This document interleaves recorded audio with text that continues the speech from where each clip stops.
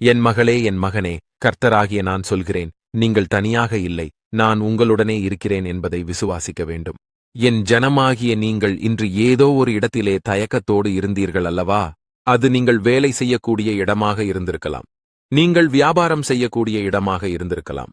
நீங்கள் படிக்கக்கூடிய இடமாக இருந்திருக்கலாம். ஊழியம் செய்யக்கூடிய இடமாக இருந்திருக்கலாம்.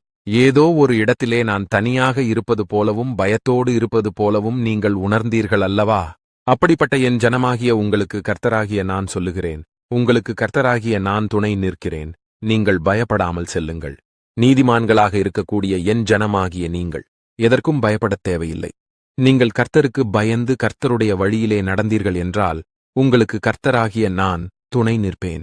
என் ஜனமாகிய உங்களின் வலது கையினை பிடித்து நான் உங்களுக்கு துணை நிற்பேன்.